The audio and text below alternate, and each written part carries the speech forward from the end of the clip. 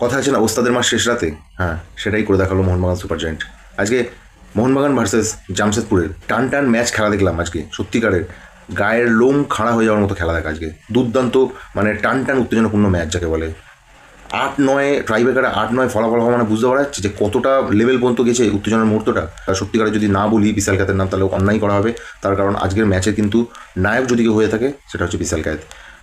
একটা ভরসা তো অবশ্যই ছিল যে বিশাল কায়েত রয়েছে মানে নিশ্চয়ই একটা না একটা গোল ট্রিক সেভ করে দেবে, এবং সেটা কিন্তু ভুল মানে আশা করা নয় বিশাল কায়েতের পক্ষে। কারণ হচ্ছে বিশাল কায়েত বরাবরই এরকম মানে পারফর্ম দিয়ে থাকে যে যখন দরকার লাগে সে কিন্তু জ্বলে ওঠে। তো বিশাল কায়েত কিন্তু তার নিজের কাজ করে দিয়েছে। মোহনবাগান জামশেদপুরকে হারিয়ে সেমিফাইনালে উঠে গেছে, এবং সামনে কিন্তু রয়েছে শক্তিশালী প্রতিপক্ষ সেমিফাইনালের নর্থ ইস্ট। তো এবার কিন্তু এইরকম মানে লেলা ভোলা মার্কা যে পারফরমেন্স আজকে দেখলাম আমরা জামশেদপুরের এগেনস্টে, সেরকম করলে কিন্তু হবে না। তো লিস্টন কোলাসোকে নিয়ে আলাদা করে কিছু বলার খুব মানে ইচ্ছা নেই। তার কারণ লিস্টন কোলাসোকে যত দেখছি তত অবাক হয়ে যাচ্ছি। এখন এমন একটা পর্যায়ে নিয়ে গেছে সে নিজেকে যে তাকে দেখে মনে হচ্ছে সত্যিকার সে দলের এখন বোঝা।